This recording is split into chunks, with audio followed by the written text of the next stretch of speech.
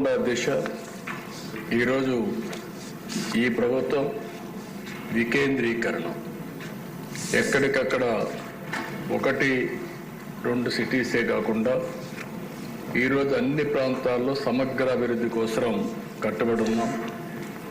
ఉత్తరాంధ్రలో విశాఖపట్నం అభివృద్ధి కావాలి, రాయలసీమలో తిరుపతి, కర్నూలు లాంటి టౌన్స్ అభివృద్ధి కావాలి. అదే సమయంలో ఇక్కడ అమరావతి కూడా చాలాసార్లు చెప్పాం. ఆ రోజు మీరు చూస్తే 3 రాజధానులు అని చెప్పి 3 ముక్కలు ఆటాడి కడాన ఏ ప్రాంతం కూడా అభివృద్ధి కాకుండా చేశారు. ఆ రోజు కూడా రాష్ట్రం మొత్తం తిరిగి కర్నూలులో కూడా ధైర్యంగా మన రాజధాని ఏదంటే అమరావతిని చెప్పించింది తెలుగుదేశం పార్టీ, ఎన్డీఏ. విశాఖపట్నానికి వెళ్ళి విశాఖపట్నం మీటింగ్లోనే మన రాజధాని ఏదంటే అమరావతిని విశాఖపట్నం కూడా చెప్పారు. అంటే ఈ ప్రభుత్వం పైన ఒక నమ్మకం, చెప్పింది చేస్తారనే విశ్వాసం ఉంది. అందుకే ప్రజలు నమ్మే పరిస్థితికి వచ్చారు. అధ్యక్ష, ఈరోజు ఇక్కడ ఉండే సభ్యులందరూ గుర్తుపెట్టుకోవాలి, రాయలసీమలో ఉండే ప్రజలందరూ కూడా ఆలోచించుకోవాల్సిన అవసరం ఉంది. ఈరోజు ఈ రాష్ట్ర సమగ్ర అభివృద్ధి ఒక్క తెలుగుదేశం పార్టీతోనే సాధ్యం. అధ్యక్ష, చేశాం, చేసి చూపించాం. ఈరోజు ఒక్కసారి ఆలోచిస్తే అధ్యక్ష, రాయలసీమ రాళ్లసీమగా మారిపోతుంది, ఎడారిగా మారిపోతుంది అనుకున్నప్పుడు మొట్టమొదటిసారిగా బచావత్ అవార్డుని ఒక ఆధారంగా చేసుకుని మనకు నీళ్లున్నాయి, ఈ నీళ్లు కృష్ణా జలాలు రాయలసీమకు తీసుకుపోవాలని ఆలోచించింది మొట్టమొదటిసారిగా తెలుగుదేశం పార్టీ. నందమూరి తారక రామారావు గారికి కూడా నేను తెలియజేస్తున్నా.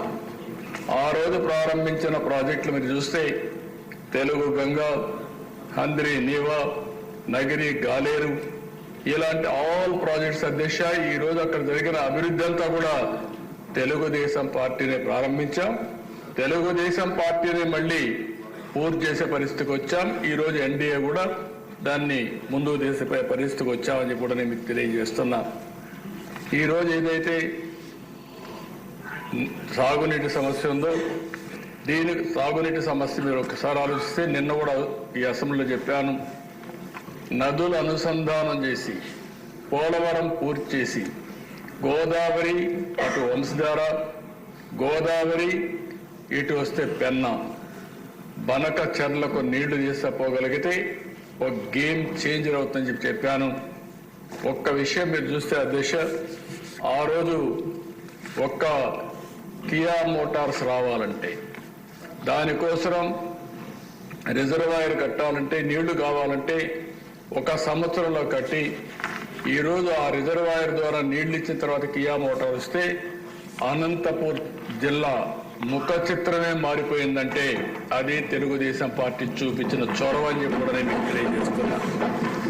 ఈరోజు రాయలసీమ మొత్తం మనం చూస్తే నీళ్లు ఇవ్వగలిగితే, హార్టికల్చర్ని మనం అభివృద్ధి చేయగలిగితే ఆ ప్రాంతానికి మహర్దశ వస్తుందని చెప్పి కూడా నేను మీకు తెలియజేస్తున్నా. కొన్ని అడ్వాంటేజెస్ ఉన్నాయి అధ్యక్ష.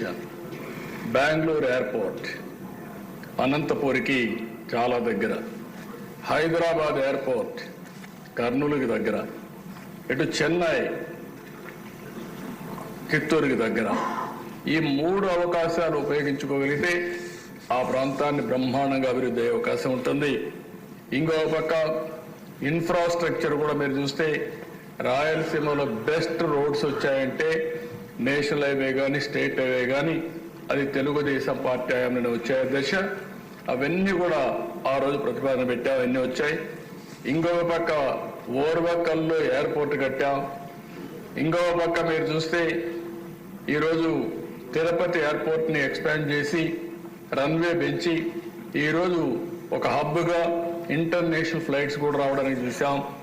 కడప ఎయిర్పోర్ట్ను కూడా రన్వే ఎక్స్పాండ్ చేసి నైట్ ల్యాండింగ్ ఫెసిలిటీ కూడా పెట్టే పరిస్థితికి వచ్చాం. అంటే ఈరోజు ఏ ప్రాంతంలో లేనటువంటి 4 ఎయిర్పోర్ట్లకు ఉన్నాయి అధ్యక్ష. ఒక పక్క తిరుపతి, ఇంకో పక్క కడప, ఓర్వకల్, ఇంకో పక్క పుట్టపర్తి ఒకటి ప్రైవేట్ ఎయిర్పోర్ట్ ఉంది. అడ్వాంటేజ్ కింద బెంగళూరు కూడా వచ్చే పరిస్థితి వస్తుంది దిశ. ఇంకో పక్క దిశ ఎడ్యుకేషన్ ప్రాధాన్యత ఇచ్చాం. తిరుపతిని ఒక ఎడ్యుకేషన్ హబ్గా తయారు చేస్తున్నాం. ఐఐటి, ఐజర్, అదే మరిగా కల్నరీ ఇన్స్టిట్యూట్ ఒకటి, త్రిబుల్ ఐటి కర్నూలులో పెట్టాం, ఉర్దూ యూనివర్సిటీ కర్నూలులో పెట్టాం. ఇవి కాకుండా దేశ సెంట్రల్ యూనివర్సిటీ అనంతపూర్లో పెట్టాం. రాయలసీమని ఒక ఎడ్యుకేషన్ హబ్గా తయారు చేయాలని తెలుగుదేశం పార్టీ ముందుకు పోయాం. ఏదైతే ప్రజాగళంలో మిషన్ రాయలసీమ అనౌన్స్ చేశారో దానికి కట్టుబడి ఉండి తప్పకుండా మిషన్ రాయలసీమలో చెప్పిన ప్రతి ఒక్కటి కూడా తెలుగుదేశం పార్టీ ఎన్డీఏ ప్రభుత్వం పూర్తి చేస్తామని చెప్పి కూడా నేను మీకు తెలియజేస్తున్నాను. ఈరోజు అధ్యక్ష, రాయలసీమకి ఏదైతే హార్టికల్చర్ హబ్గా తయారు చేయాలని నీటి సమస్య ఉంది కాబట్టి 90%తో డ్రిప్ ఇరిగేషన్కు సబ్సిడీ ఇచ్చాం.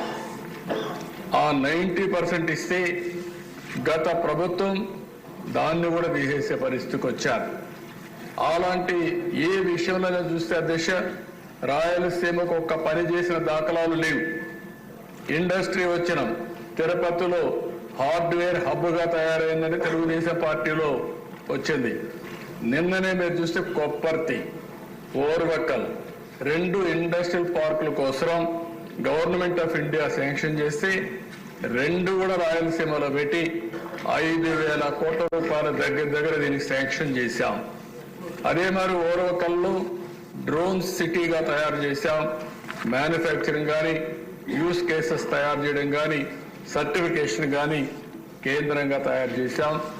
అందుకే కర్నూలు టౌన్ని ఒక మంచి టౌన్గా తయారు చేయాలనేది తెలుగుదేశం ప్రభుత్వం యొక్క సంకల్పం. తప్పకుండా చేస్తాం.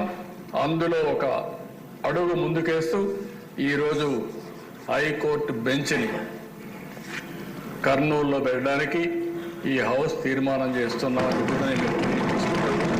మరొకసారి మీవిచ్చిన కమిట్మెంట్స్ ఏవైతే ఉన్నాయో అవన్నీ కూడా ఒక్కొక్కటే పూర్తి చేసుకుంటూ ఆ అన్ని ప్రాంతాలను అభివృద్ధి చేస్తూ ఈ రాష్ట్ర అభివృద్ధి కోసం కట్టుబడి ఉన్నామని చెప్పి తెలియజేసుకుంటూ సభ్యులందరూ కూడా దీన్ని పూర్తిగా సమర్థించాల్సిందిగా ప్రతి ఒక్కరికి విజ్ఞప్తి చేస్తూ